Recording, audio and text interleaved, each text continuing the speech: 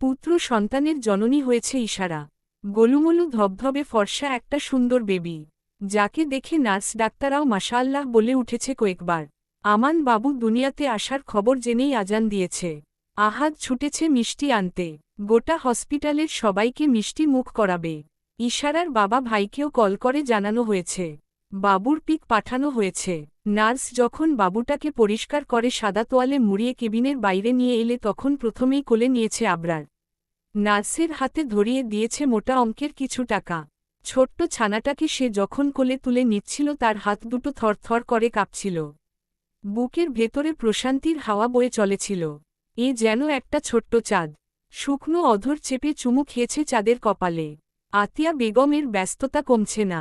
অনবরত ডাক্তার নার্সদের সাথে তর্ক করে চলেছে। মূলত ছোট বাচ্চাদের সরিষার তেল দিয়ে ম্যাসাজ করে দিতে হয়। উনি সেটাই করতে চাচ্ছে, কিন্তু ডাক্তার নার্স কিছুতেই এটা করতে দেবে না। সেটা নিয়েই তর্ক বিতর্ক। টিশা ইশারার পাশে ছায়ার মতো বসে আছে। সদ্য সিজার হয়েছে, কিছু লাগবে কিনা, ব্যথা পাচ্ছি কিনা এসব তো তারই দেখতে হবে। সিয়াম এক কোনায় ঘাপটি মেরে বসে আছে। আসলে স্বপ্ন দেখছে কিনা বাস্তব এটাই বোঝার চেষ্টা করছে সে। বাচ্চার মুখটাও এখনও দেখেনি। আমান আহাদ ইভান সবাইকে মিষ্টি খাইয়ে আবার বেরিয়েছে। খালি হাতে বাবুর মুখ দেখবে না তাই গিফট কিনতে গিয়েছে। আবরার বাবুকে নিয়ে আদ্রিতার কেবিনের দিকে পা বাড়াতে গিয়েও যায় না। পাশ ফিরে চিন্তিত সিয়ামের মুখ পানে তাকায় এবং বাবুকে নিয়ে ওর কাছে আসে। গম্ভীর স্বরে বলে, রাজপুত্রকে কোলে নে সিয়াম।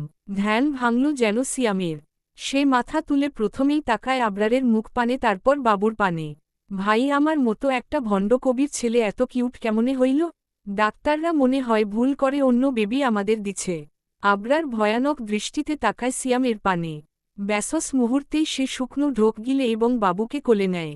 ভাই রে ভাই, এ যেন সত্যি একটা চাঁদ। সিয়াম চিল্লিয়ে উঠে বলে, আবরার, ওকে আমার থেকে নে। কোলে নিতে পারবো না আমি।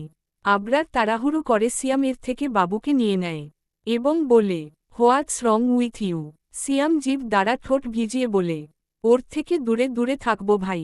আমার মতো ভণ্ড হলে মুশকিল। তুই বরং তোর কাছেই রাখিস সব সময়। আবরার সিয়ামের মাথায় চাটি দিয়ে বাবুকে নিয়ে আদ্রিতার কেবিনে ঢোকে।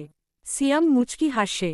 তার ইচ্ছে করছিল বাবুটাকে কিছুক্ষণ কোলে রাখার, তুলতুলে গালে চুমু এঁকে দেওয়ার, ইশারার পাশে বাবুকে শুইয়ে দিয়ে তাদেরকে ক্যামেরাবন্দি করার। আবরারের ইচ্ছে করছিল বাবুকে নিয়ে আদ্রিতার কাছে যাওয়ার। তাই নিজের ইচ্ছেকে বিসর্জন দিয়ে আবরারের ইচ্ছেটাই পূরণ করল সিয়াম। কেন করবে না? আবরারের জন্য সে জানটাও দিতে প্রস্তুত। আর এইটুকু ত্যাগ করতে পারবে না? সিয়াম গুটি গুটি পায়ে ইশারার কেবিনে প্রবেশ করে। দেখতে পায় আতিয়া বেগম মাথায় হাত বুলিয়ে দিচ্ছে। টিশা পানি খাইয়ে দিচ্ছে। তখন মাঝ রাস্তায় গাড়ি থামিয়ে দৌড়ে বাসায় পৌঁছেছিল আবরার এবং আদ্রিতাকেও হাসপাতালে নিয়ে আসে। ডাক্তার চেক আপ করে জানায় আদ্রিতাও মা হতে চলেছে। 2 সপ্তাহের প্রেগন্যান্ট। সকলের খুশি যেন দ্বিগুণ বেড়ে যায়। শুধু হাসি ফোটে না আবরারের ঠোঁটের কোণে। সে বেশ চিন্তিত। আদ্রিতা নিজেও জেনেছে তার প্রেগন্যান্সির খবর। খুশি হয়েছে, তবে প্রকাশ করছে না। আবরারের মুখে হাসি দেখল না, এটাই তাকে চিন্তিত করে তুলছে সারাক্ষণ। কারো পায়ের আওয়াজে পাশ ফিরে তাকায় আদ্রিতা। দেখতে পায় আবরার আসছে। তার কোলে সাদা তোয়ালে মোড়ানো একটা ছানা। মানে রাজপুত্র দুনিয়াতে চলে এসেছে? আদ্রিতা উঠে বসার চেষ্টা করে। আবরার সঙ্গে সঙ্গে ধমকে বলে ওঠে, আমি তো তোমার কাছেই আসছি না, তো চামচিকার মতো লাফালাফি করছো কেন? গাল ফুলিয়ে শান্ত হয়ে শুয়ে পড়ে আদ্রিতা। আবরার ছোট্ট পাখিটাকে তার পাশে শুইয়ে দেয় এবং সঙ্গে সঙ্গে পকেট থেকে ফোন বের করে কয়েকখানা ফটো তুলে নেয় এবং বিড়বিড় করে আওড়ায়, মাশাআল্লাহ। 2টা ফুল একসাথে। আদ্রিতা কিছু মুহূর্ত তাকিয়ে থাকে বেবিটার মুখ পানে।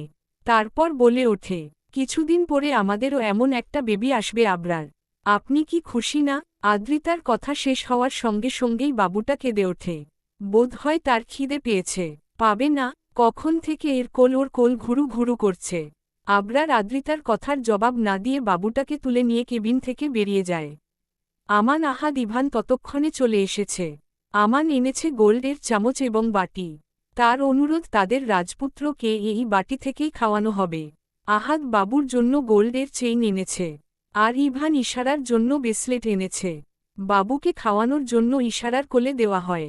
তখনই 3 বন্ধু হুড়মুড় করে কেবিনে ঢুকে। আতিয়া বেগম গোল্ডের বাটি সুন্দর করে ধুয়ে মুছে এনেছে। ইভান বাবুর কপালে চুমু এঁকে দিয়ে ইশারার ডান হাতখানা ধরে কবজিতে ব্রেসলেট বেঁধে দিতে দিতে বলে, থ্যাংক ইউ ইশারা, আমাদের এত সুন্দর একটা চাঁদ গিফট করার জন্য। চোখে পানি চলে আসে ইশারার। এতটা ভালোবাসা তার জন্য বরাদ্দ ছিল। সিয়ামকে বিয়ে করার সিদ্ধান্ত নেওয়া একদম সঠিক ছিল।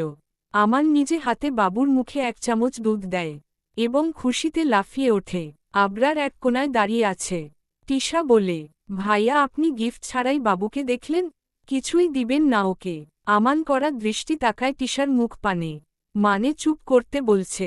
আবরার জবাব দেয়, আমার ভাগের যতটুকু প্রপার্টি রয়েছে তারপর 50% শাম্বাকে দিয়ে দিয়েছি। রাজপুত্রকে খালি হাতে দেখব, এটা হয়? সিয়াম এবং ইশারা অবাক হয়। কিছুদিন আগেই আবরারের প্রপার্টি 5 ভাগ করেছে। সিঙ্গাপুরে 5টা শোরুম 5 জনের, সুইজারল্যান্ডের 10টা শোরুম, এক একজনের 2টো করে। বাংলাদেশ নেদারল্যান্ড সহ বিশ্বের যে কয়টা রাষ্ট্রে তার বিজনেস রয়েছে সবই সমান সমান ভাগ করা হয়েছে। এখন আবার নিজের ভাগ থেকে 50% তার ছেলেকে দিয়ে দিল। সকলের থমথমে মুখশ্রী দেখে আতিয়া বেগম বলে ওঠে, বাহ, নামটাও রেখে ফেলেছিস, শাম্বা খুব সুন্দর নাম। আবরার আবার বলে, ইশতিয়াক আবরাম শাম্বা।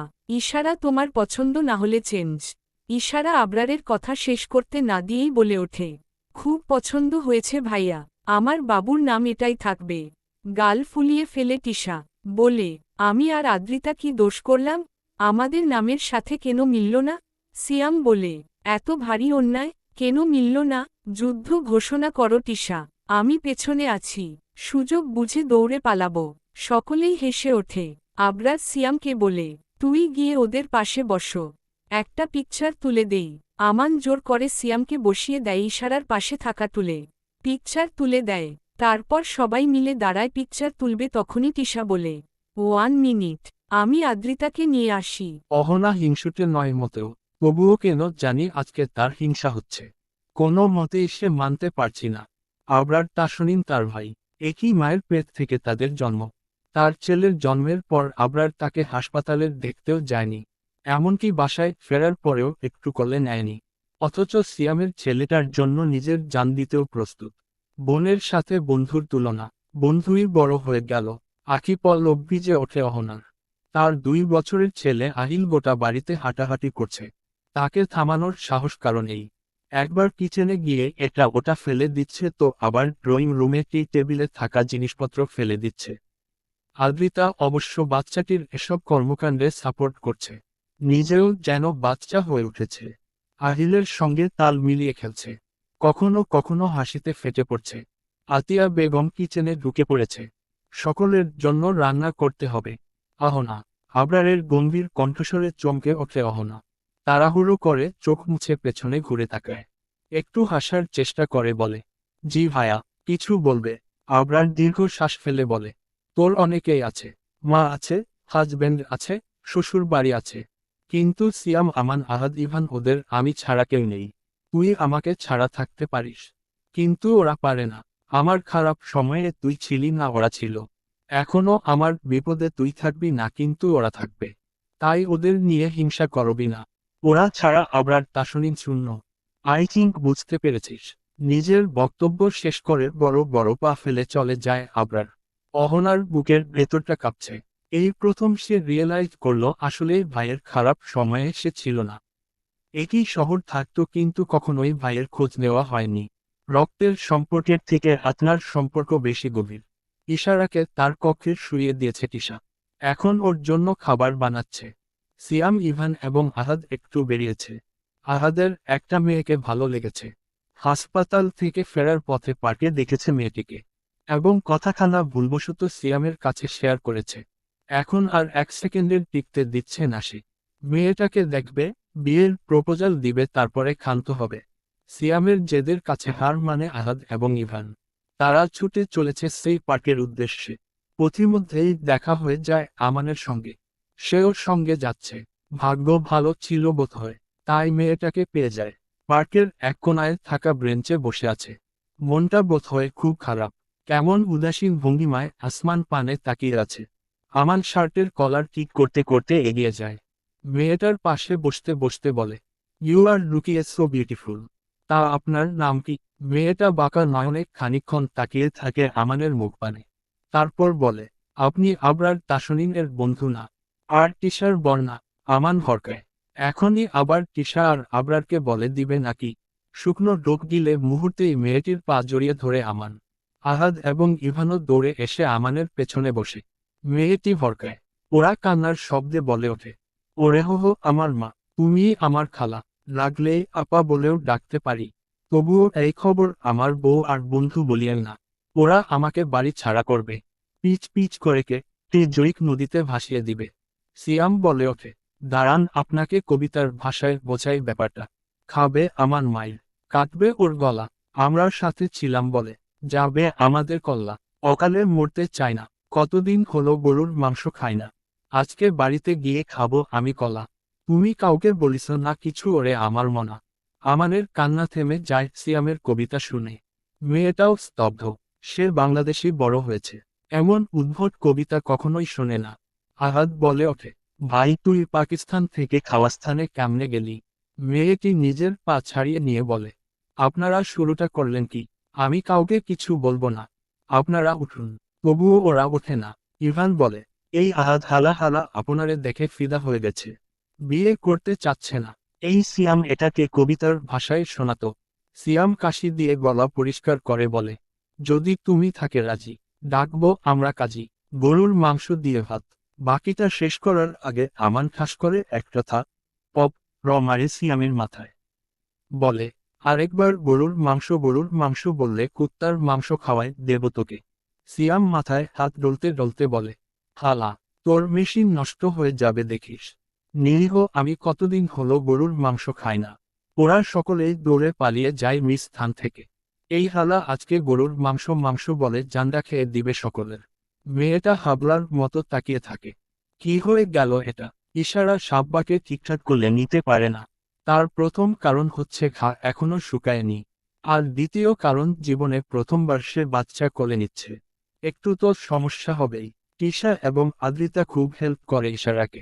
এই তো কিছুক্ষণ আগে তিশা বাচ্চাকে গোসল করালো, তারপর ইশারা খাইয়ে দিল, এখন আদ্রিতা তাকে নিয়ে নিজেদের কক্ষে চলে এসেছে। আবরার ল্যাপটপে কিন্তু কাজ করছিল। শাম্বাকে দেখে ল্যাপটপ বন্ধ করে হাত বাড়িয়ে দেয়।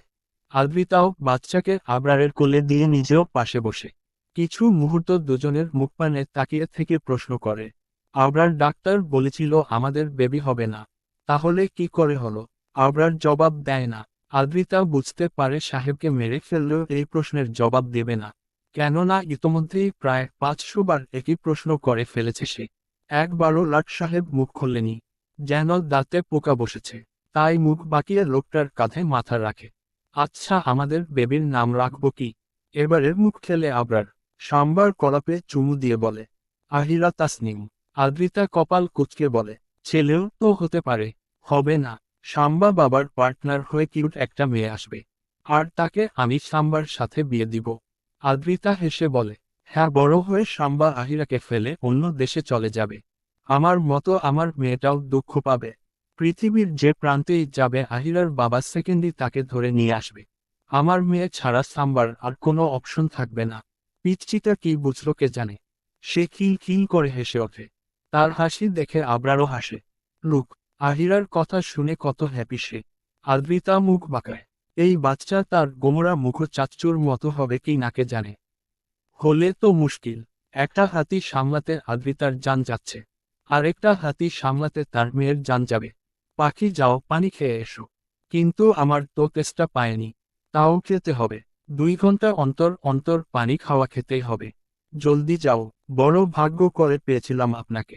যতটা দুঃখ দিয়েছিলেন তার থেকেও দ্বিগুণ বেশি সুখ দিয়েছেন।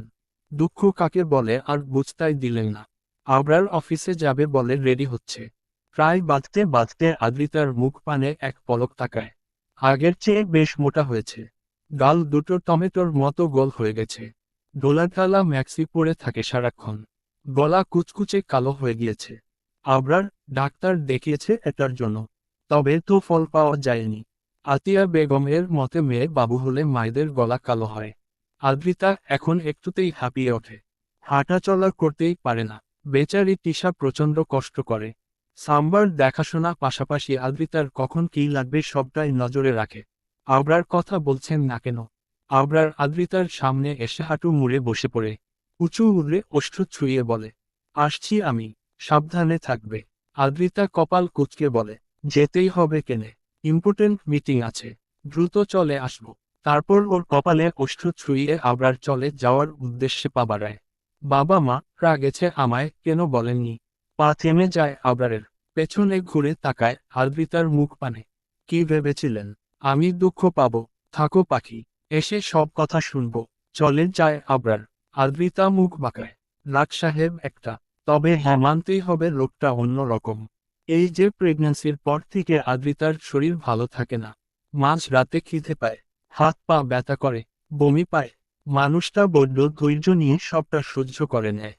সাম্বা এখন হামাগুড়ি দেওয়া শিখেছে। হুড়হুড় করে এখান থেকে ওখানে চলে যায়। আহিল কথা বলতে পারে। আহাদ এবং ইভান ভাইয়ের বিয়ে ঠিক হয়েছে। আদ্রিতার ডেলিভারির পরে ধুমধাম অনুষ্ঠান করে তাদের বাড়িতে তোলা হবে। তবে সিয়াম এখনো বদলায়নি। এই যে এই মুহূর্তের ড্রয়িং রুম থেকে সিয়ামের কবিতার সুর ভেসে আসছে। আদ্রিতা হেসে সেদিকে এগিয়ে যায়। তিশা এবং ইশারা সাম্বাকে খাওয়াচ্ছে। সিয়াম সোফায় পা তুলে বসে বলছে, ছেলে আমার হইছে বড়। ওহে তিশা ইশারা তোমরা সরো। 2 দিন পরে করাবো বিয়ে। বাড়িতে আনবো একটা ময়নাটিয়া। দুজন মিলে বাঁধবে সুখের ঘর। তোমরা তখন হয়ে যাবা পর। আদ্রিতা বলে ওঠে, ভাইয়া ছেলেকে অন্য জায়গায় বিয়ে করানোর কথা চিন্তাও করবেন না। সাম্বা আমার মেয়ের জামাই হবে। সিয়াম মুখ বাঁকিয়ে বলে, মা তুমি আমার, তোমার বোন মা ডাকতে বলেছিল সেসব ভুলিনি। মায়ের মেয়ে আমার বোন হয়। আমি জীবনেও আপনাকে ছেলের নজরে দেখিনি। আপনি আমার ভাই ছিলেন। তোমার পাগলা ঘোড়াকে বলবা আমাকে দিয়ে মা ডাকানোর জন্য যেন সরি বলে, তারপরই বিয়ের কথা এগোবো। আদ্রিতার সঙ্গে সঙ্গে কল করে আবরারের নাম্বারে। সঙ্গে সঙ্গে কল রিসিভ হয়। কি হয়েছে পাখি, ঠিক আছো তুমি? আবরার বড়ই চিন্তিত স্বরে শুধায়। আমি ঠিক নেই।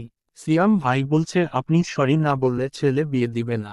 আপনি দ্রুত সরি বলুন। আবরার ফুস করে শ্বাস টানে। তারপর বলে, কল লাউডে দাও। আদ্রিতা দেয়। সিয়াম কান খাড়া করে সরি শোনার জন্য। পাশ থেকে আমান বলে ওঠে, সিয়াম তোর কানের নিচে 3টে থাতারা চিহ্নপত্র দিয়ে বাংলাদেশ পাঠিয়ে দিব। শালা চরিত্রহীন। আমার বোনকে দেখে ক্রাশ খেয়েছিলি তা তো আবরার মা ডাকিয়েছিলাম। শালা চোখের তো মা বোন নেই। মেয়ে দেখলেই নয়না ছলাৎ ছলাৎ করত। ইশারা কঠিন দৃষ্টিতে তাকায় সিয়ামের মুখ পানে। বেচারা শুকনো টোপ গিয়ে আদ্রিতার হাত থেকে ফোন নিয়ে কল কেটে দেয়। তিশা আর আদ্রিতা মুখ চেপে হাসতে থাকে। ছোট্ট সাম্বাও বাবার মুখ পানে তাকিয়ে আছে, যেন বলছে, সত্যিই তুমি ছলাৎ ছলাৎ করো নাকি? ইশারা বলে ওঠে, এই খারাপ বেডার সংসার আমি করবই না। চলে যাব বাবার বাড়ি। সিয়াম কাঁদো কাঁদো স্বরে বলে, আমানের পাখির কসম তোমাকে দেখার পর আর কোনো মেয়ের দিকে তাকায়নি। সেসবের রাগ কমল না ইশারার। সে চলে যায় তার কক্ষে। দরজ বন্ধ করতেও ভোলে না। রাত 12টা বেজে 8 মিনিট। সকলেই ঘুমিয়ে পড়েছে। আবরার কিচেনে কেক বানাতে ব্যস্ত। কারণ এখন আদ্রিতার কেক খেতে মন চাচ্ছে। কিছু মুহূর্ত আগেই সে বাসায় এসেছে। জামাকাপড় পাল্টানোর আগেই আদ্রিতা বলে উঠল, কেক খাইতে মন চায়। ব্যাস 1 সেকেন্ডও সময় নষ্ট না করে তখনই কেক বানানোর কাজে লেগে পড়েছে সে। অবশ্য তাকে সাহায্য করছে আদ্রিতা। পাশে দাঁড়িয়ে এটা ওটা এগিয়ে দিচ্ছে। আবরার বারবার বলছে, তুমি বসো গিয়ে। কিন্তু সেসব শোনার মতো মেয়ে সে নয়। সে এখানেই থাকবে। ওভেনে কেক দেওয়ার পরে আদ্রিতা বলে, একবার ভালোবাসি বলুন তো ফট করে। কতদিন হলো শব্দটা শুনি না। আবরার সত্যি সঙ্গে সঙ্গে বলে, ভালোবাসি পাখি, অনেক ভালোবাসি। আদ্রিতা হাসে, 2 হাত বাড়িয়ে বলে, ঠিক আছে, তাহলে এখন আমাকে কোলে তুলে রুমে দিয়ে আসুন। আবরার কোলে তুলে নেয়। তখনই চিৎকার করে ওঠে আদ্রিতা। বহুদিন পরে বাংলাদেশের মাটিতে পা রাখল ইমা বেগম। আহার কত স্মৃতি জমে আছে। নিজ জন্মভূমি বাংলাদেশের বাতাসেও এক প্রকার প্রশান্তি পাওয়া যায়। কিন্তু ইমা বেগম শান্তি পাচ্ছে না। তার ছেলেমেয়েদের চোখের সামনে না দেখা অবধি কোনোভাবে শান্তি পাবে না। হ্যাঁ, আবরারই তাকে বাংলাদেশ ফিরে আসার ব্যবস্থা করে দিয়েছে। এবং যে ডাক্তার তার ছেলেমেয়ে দত্তক নিয়েছিল তার ঠিকানাও দিয়েছে। ইমা এই মুহূর্তে সেই বাড়ির সামনেই দাঁড়িয়ে আছে। দরজার সামনে বিশাল বড় সাইজের তালা ঝুলছে। ধুলো জমে গিয়েছে বাড়ির উঠানে। দেখেই বোঝা যাচ্ছে বহুদিন হবে বন্ধ পড়ে আছে বাড়িটা। তবে কি আবরার তাসনিম ভুল ঠিকানা দিল? বুকের ভেতরটা কাঁপতে থাকে তার। বাড়ি থেকে বেরিয়ে আশেপাশের মানুষ খোঁজার চেষ্টা করে। দেখা যায় খানিকটা দূরে একটা চায়ের দোকান রয়েছে। ইমা সেদিকে যায়। বৃদ্ধ একটা লোক গভীর মনোযোগে চায়ের পানি গরম করছে। তাকে বলে ওঠে, চাচা ওই বাড়ির মানুষ কোথায়? লোকটা ইমার মুখ পানে এক পলক তাকায়। তারপর জবাব দেয়, 3 মাস হবে তারা লন্ডন চলে গিয়েছে। ইমার হাত পা কাঁপতে থাকে। লন্ডন চলে গিয়েছে মানে কি? তার বাচ্চারা কোথায় তাহলে? তো তাদের কি সন্তান ছিল?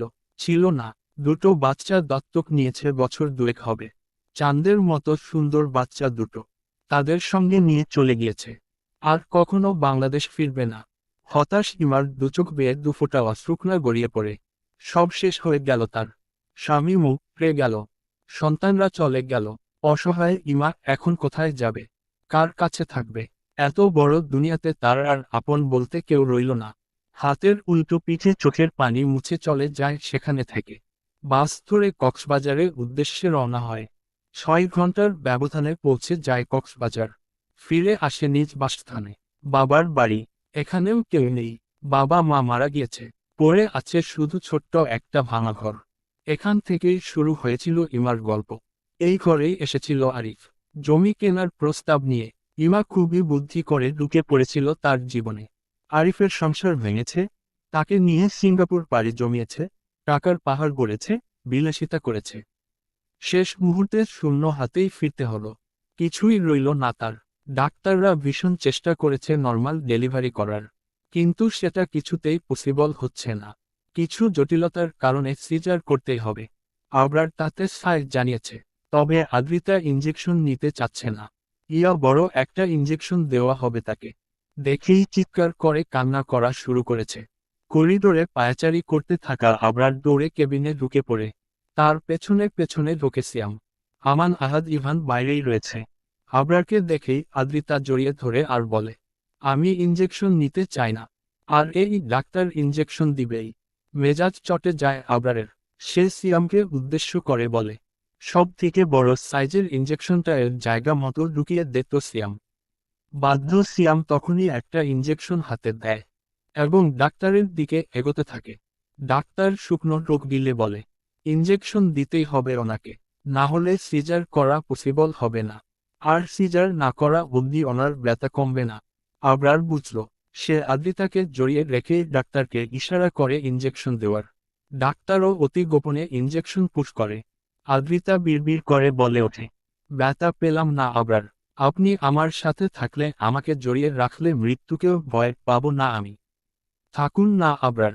সেটাই হলো। সিয়াম বেরিয়ে গেল। আর আবরার আদ্রিতার হাত জড়িয়ে বসে থাকে পাশেই। কিছু মুহূর্ত পরেই মিষ্টি কান্নার স্বর কানে ভেসে আসে। সকলের অপেক্ষার সমাপ্তি। আবরার তাসনিন এর প্রিন্সেস দুনিয়ায় চলে এসেছে। তখনই আসমান হয়ে বুড়ি বুড়ি বৃষ্টির ফোঁটা জমিনে গড়িয়ে পড়ে। যেন আবরার কন্যাকে স্বাগতম জানাচ্ছে তারা। আদ্রিতার হুঁশ নেই। সে অবচেতন হয়ে পড়ে আছে। নার্স তোয়ালে দিয়ে মুড়িয়ে নেয় বাবুটাকে। তারপর আবরারের কোলে দেয়। অদ্ভুত এক অনুভূতি। শক্তপোক্ত আবরার তাসনিন কেঁপে ওঠে। তার আখিপল্লবে অশ্রুকণা জমে। ছানাটাকে বুকে জড়িয়ে বিড়বিড় করে বলে, আমার কলিজা, আমার পাখি, আমার সুখ, তোমার আগমনে আমার জীবন পরিপূর্ণ হয়ে গেল। এই পৃথিবীর সব সুখ তোমার পায়ের কাছে এনে দিব আমি। কথা দিলাম। তারপর বাবুকে নিয়ে কেবিন থেকে বের হয় আবরার। আতিয়া বেগম বাইরেই অপেক্ষা করছিল। ছেলের কোলে বাবুটাকে দেখে হাউমাউ করে কেঁদে ওঠেন তিনি। তার ছোট্ট আবরার বাবা হয়ে গেল। যে ছেলেটা তাকে কখনো মা বলে ডাকেনি। কোনোদিন ছেলের মুখটা দেখতে পারবে কি না এটাই জানতো না তিনি। আর আজকে সেই ছেলের কোলে তার সন্তান। নিজেকে কোনো মতেই শান্ত করতে পারছেন না তিনি। আবরার এক হাতে বাচ্চাকে ধরে আরেক হাতে মাকে আগলে নেয়। কপালে চুমু খেয়ে বলে, ডোন্ট ক্রাই আম্মু। আমার মেয়ে কান্না দেখতে একদম পছন্দ করে না। আতিয়া বেগম আঁচল দিয়ে চোখ মুছে বাবুকে কোলে নেয়। কিছু মুহূর্ত তাকিয়ে থাকে সুন্দর মুখ পানে। এ যেন ছোট্ট বর্ষা। আদ্রিতার কোল জুড়ে তার মা ফিরে এসেছে। 3 দিন পরে আদ্রিতা এবং বাবুকে বাড়িতে নিয়ে আসা হয়। গোটা বাড়ি আনন্দে মেতে ওঠে। সিয়াম ফুল দিয়ে সাজাচ্ছে আর কবিতা বলছে। আগের দিন খাইছে বাঘে। আইছে নতুন বছর। আগে ছিলাম সিঙ্গেল আমি। এখন এক ছেলের বাপ। চাইলে আর যায় না পারা। অন্য মেয়ের দেখতে বউ আমার জনমের খারাপ, চোখ যে তুলে নিবে। সাব্বা হামাগুড়ি দিয়ে সিয়ামের কাছে চলে আসে, আর ঠাস করে থাপ্পড় মেরে দেয় সিয়ামের পিঠে। হইছে এক ছেলে, এখনই বাপের গায়ে হাত তুলে বড় হলে কি করবে? আমান মার্কেটে যাচ্ছিল, সিয়ামের সামনে থেকে সাম্বাকে তুলে নিয়ে চলে যায় কেন কথাবার্তা ছাড়া। আদ্রিতাকে কোলে তুলে নিজ কক্ষে চলে আসে আবরার। তিশা বাবুকে নিয়ে পেছনে পেছনে আসে। ঘরটাও গোলাপ ফুলে সাজানো হয়েছে। আদ্রিতা চারিদিকে চোখ বুলিয়ে বলে, মনে হচ্ছে নতুন করে বাসর ঘর সাজানো হয়েছে। আবরার কিছু বলে না, ওকে বিছানায় বসিয়ে দেয়।